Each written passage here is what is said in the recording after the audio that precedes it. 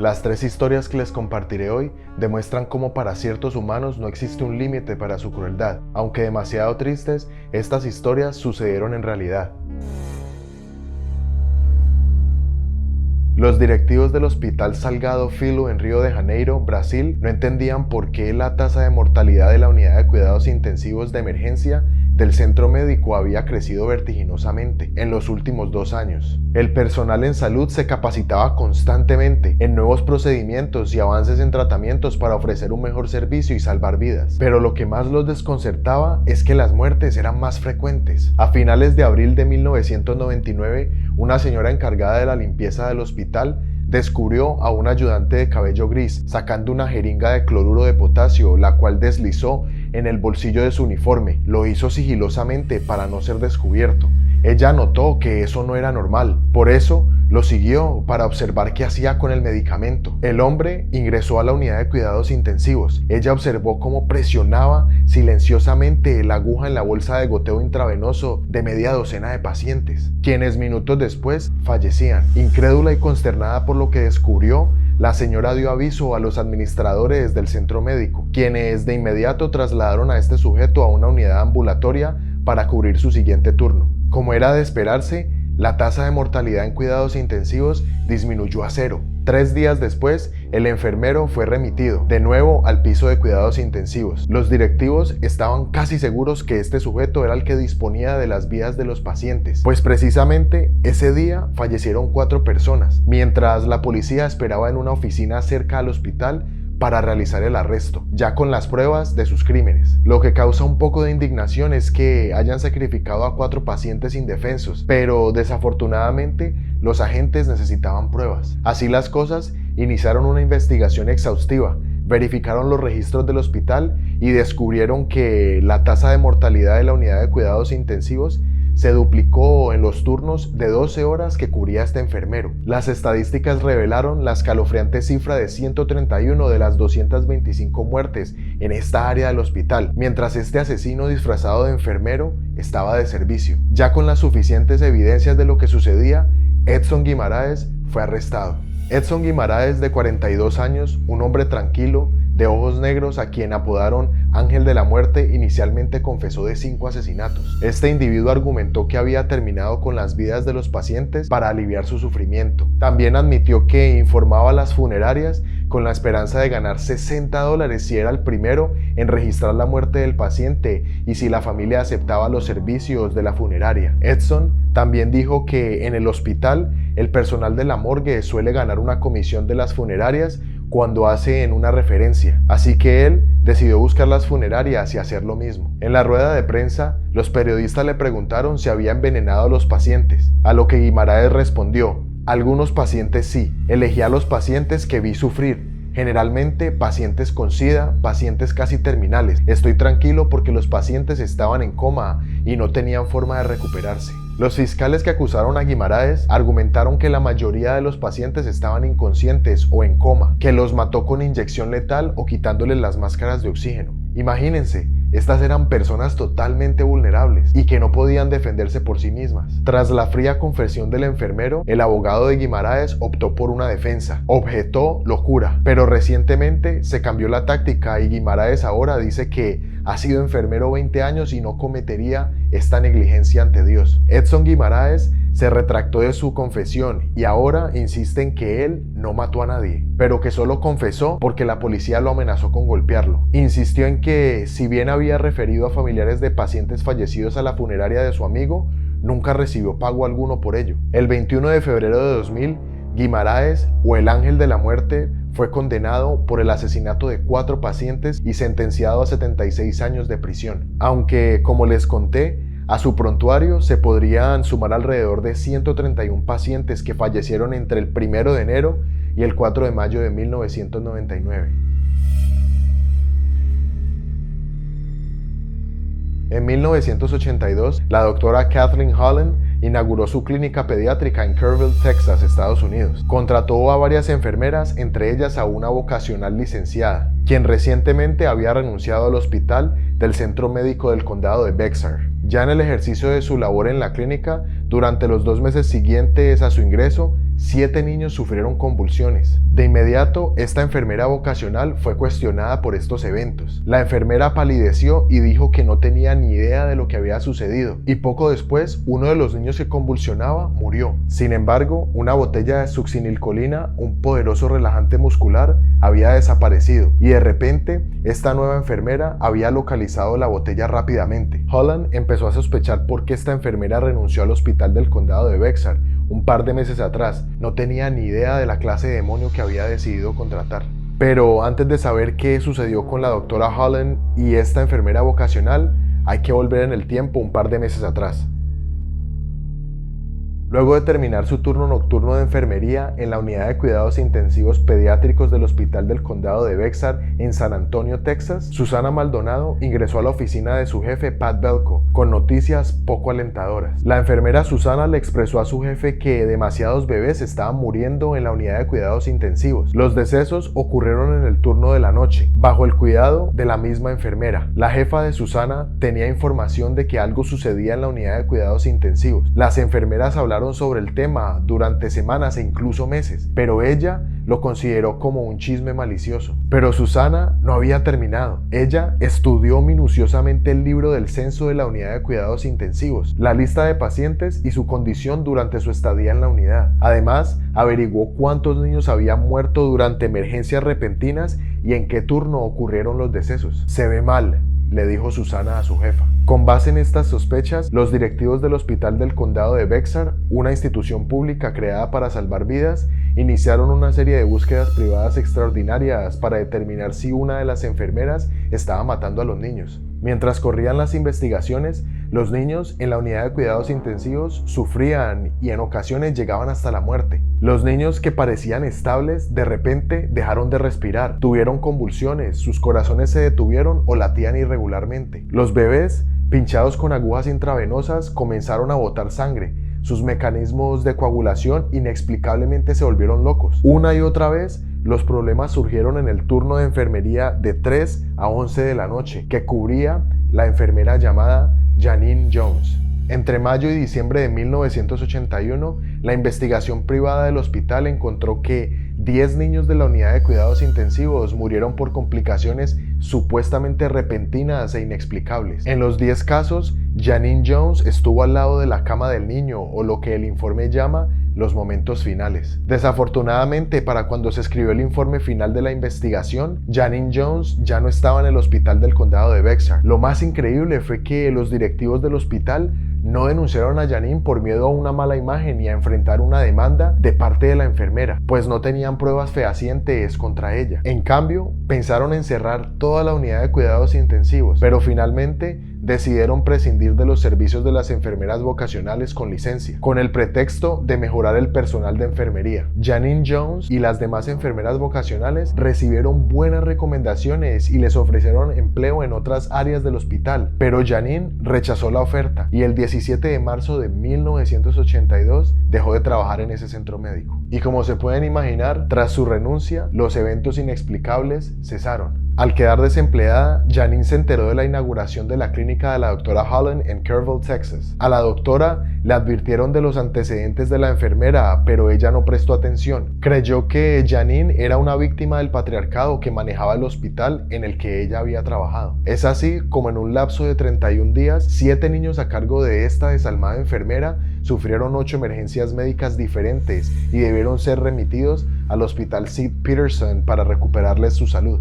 Pero quizá el caso más impactante de todos fue el de Chelsea, una niña de tan solo 15 meses. Chelsea era prematura y fue la segunda paciente que recibió la clínica de la doctora Holland. Mientras la madre de la pequeña hablaba con la doctora, Janine jugaba con la niña afuera del consultorio. De repente, la bebé convulsionó y tuvo que ser remitida al hospital. Tras ese suceso y en vista de que Chelsea se salvó, los padres quedaron muy agradecidos con la doctora y la enfermera. Un par de semanas después, el 17 de septiembre para ser más exactos, Chelsea volvió a los consultorios. Esta vez su mamá la llevó con su hermano Cameron, quien presentaba un cuadro gripal. Pero la doctora le pidió que también llevara a la pequeña, pues le colocarían las vacunas de rutina. La enfermera Janine llenó la jeringa y le puso la primera inyección en el muslo izquierdo. A los pocos segundos, la niña tuvo problemas para respirar. Patty, su madre, se dio cuenta y le dijo a Janine que había algo mal en la respiración de su niña. Espera, está teniendo problemas para respirar. Gritó desesperadamente Patty para frenar la segunda vacuna. Esperaron un poco y cuando pasó el susto,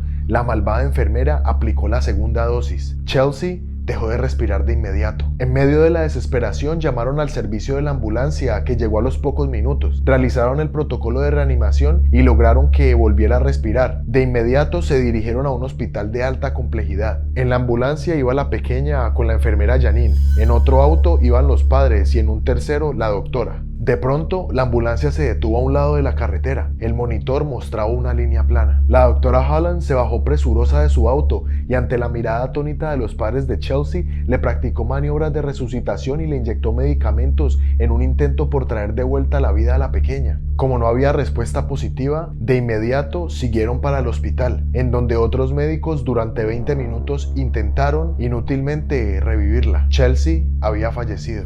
En las honras fúnebres de la bebé estuvieron presentes la enfermera Janine y la doctora Holland. Los padres no sospechaban nada de lo que realmente ocurrió ese fatídico día. Lo más increíble de la situación es que el mismo día del deceso de Chelsea llegó otro bebé a quien le ocurrió algo similar. Afortunadamente, este pequeño corrió con suerte y fue estabilizado. Casos similares a los de estos pequeños se multiplicaron. Niños que iban por una consulta de rutina en minutos estaban al borde de la muerte. La situación médica de los pequeños que visitaban la clínica de la doctora Holland se salió de control. Por tal motivo, iniciaron una exhaustiva investigación. Los casos eran recurrentes, de nuevo en el turno de la enfermera Janine Jones. Después de muchas investigaciones en contra de esta asesina serial, el único caso en el que los fiscales encontraron pruebas fue en el caso de Chelsea. El cuerpo de Chelsea fue exhumado para analizar sus tejidos. Descubrieron que, en lugar de suministrar la vacuna, le inyectó a la indefensa niña succinilcolina, el medicamento que detuvo su corazón. En el curso de las pesquisas, descubrieron marcas de pinchazón en una de las botellas de succinilcolina, en un depósito de medicamentos, al que solo tenía acceso la enfermera Janine. Con la muerte de la pequeña Chelsea se inició una investigación criminal y se compilaron múltiples testimonios de los padres de los niños que fallecieron bajo el cuidado de Janine. Patty, la madre de Chelsea, expresó que nunca en mi vida vi algo tan horrible. Mi hija trataba de respirar y no podía. El 15 de febrero de 1985, Janine Jones fue declarada culpable de asesinato y sentenciada a 99 años de prisión. Asimismo, fue imputada por herir a otro niño mediante una inyección. Las dos sentencias totalizaron 159 años. Quienes conocieron a Janine Jones no se sorprendieron. Podía ser excesivamente agresiva. Con frecuencia, manipulaba con sus mentiras, era traicionera, era una psicópata clásica. Lo que genera más asco por este ser humano es que durante las investigaciones, Janine Jones exigió en 1981 que le asignaran los pacientes más enfermos. Esto la ubicó cerca de los niños que fallecían con más frecuencia. Le encantaba la emoción de una emergencia y, según cuentan los testigos, disfrutaba del dolor que experimentaba cuando un niño no sobrevivía. Ella siempre estaba dispuesta para llevar los cuerpos de los pequeños a la morgue. Esta demente disfrutaba haciendo bromas con las otras enfermeras acerca de la situación de los niños enfermos. Después de que un niño sufriera convulsiones por 3 días seguidos en su turno, le expresó a una de sus compañeras en tono burlón: Van a pensar que soy la enfermera de la muerte.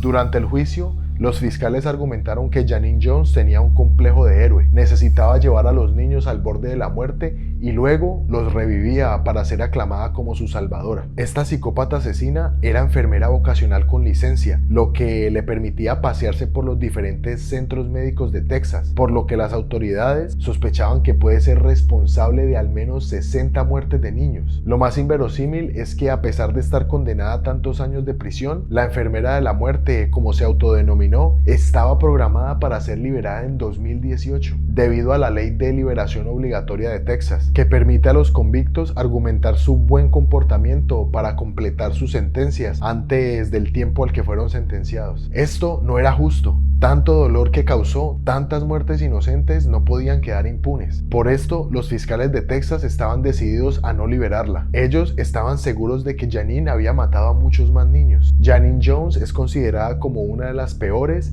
y más crueles asesinas en serie de la historia de Estados Unidos. A la fecha, Janine Jones permanece en prisión. En 2019, un juez dictaminó que es competente para ser juzgada por 5 nuevos cargos de asesinato, lo que le impide cualquier posibilidad de liberación anticipada.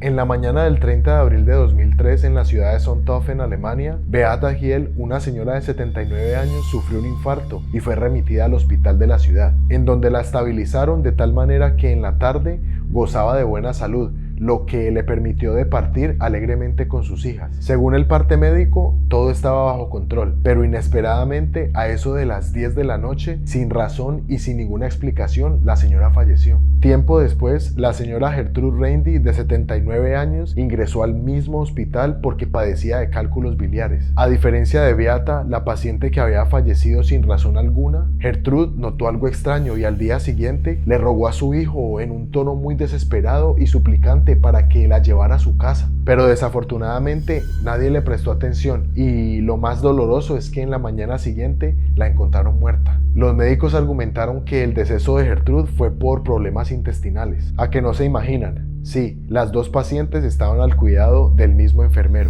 El personal administrativo del centro médico notó que algunos narcóticos habían desaparecido. Eso no era normal. Revisaron el registro del servicio de la clínica con las fechas en las que se retiraron los medicamentos y concluyeron que alguien los había robado. Esta situación prendió las alarmas. Los médicos sospecharon que algo fatídico estaba sucediendo. Con estas evidencias, los doctores ordenaron la exhumación de los cuerpos de 42 pacientes que fallecieron en circunstancias similares para realizarles una autopsia más detallada, para descubrir en realidad qué había pasado con estas personas. Lo más desconcertante para los médicos fue descubrir que todos habían fallecido en el turno que cubría el enfermero que atendió a Beata y a Gertrude. De otro lado, la investigación arrojó que un total de 80 fallecimientos ocurrieron durante los turnos del enfermero Stefan Leder. En apariencia, Stefan era un joven bondadoso, amable y muy popular en el hospital. Pero, ¿qué escondía detrás de tantas cualidades? Los policías no salían de su asombro cuando ese mismo carismático y bondadoso enfermero escribió una confesión de 6 páginas en las que relató que había asesinado a 10 personas. Lo que se descubrió en la investigación es que Stefan inyectaba a los pacientes con un mortífero cóctel de tranquilizantes y relajantes musculares. Pero, ¿qué lo motivó a actuar de esta manera en contra de los enfermos? En varios periódicos se especuló que él actuó de esta manera por autocompasión y baja autoestima, los cuales son rasgos determinantes entre los asesinos seriales, según la teoría de los psicólogos. Afortunadamente, Stefan Leder fue arrestado en julio de 2004 y admitió que asesinó a 12 pacientes con inyección letal, pero que no recordaba más. La mayoría de sus víctimas eran adultos de al menos 70 años, por lo que sus muertes pasaron desapercibidas. Stefan declaró que administraba inyecciones letales a sus pacientes porque sentía lástima por ellos y expresó que él quería liberar sus almas. Para Stefan, sus pacientes estaban atrapados en cuerpos enfermos. Pero según las investigaciones, 2 mujeres de 40 años recibieron las inyecciones letales y al menos 6 pacientes no estaban en riesgo de morir. Stefan Leder fue acusado del asesinato de 17 pacientes mujeres y 12 hombres y fue condenado a cadena perpetua. Este bondadoso y amable enfermero mató a más personas en Alemania que nadie desde la Segunda Guerra Mundial. El 20 de noviembre de 2006 fue declarado culpable de matar a 29 pacientes en un hospital de Sonthofen, Alemania, y es probable que haya sido responsable de la muerte de muchos más. En el tribunal, ante la atónita mirada de los familiares de las víctimas, Stefan Leder dijo: "Me gustaría reconocer mi culpa y admitir que mis acciones no pueden ser justificadas bajo ninguna circunstancia. Y agregó que no estaba seguro de cuántos asesinó. Insistió en que sus motivos eran nobles y concluyó su declaración afirmando que lo había hecho por una compasión sincera y profunda. Quizá lo más triste y terrorífico de estas historias es que nunca sabremos en realidad a cuántas personas, incluyendo niños, estos desalmados individuos decidieron quitarles la vida. Pero aún más inquietante es el no saber cuántos más como estos tres existen en el mundo y fingen estar ayudando a pacientes cuando en realidad se aprovechan de su profesión para cometer estos increíbles actos de maldad. Muchas gracias por pasar este rato conmigo en el agujero del conejo. Soy David y si les gusta este tipo de historias, denle clic a esta otra. También recuerden suscribirse y activar la campanita de notificaciones para ver que nos encontramos la próxima vez que entremos en el agujero del conejo. Chao, cuídense.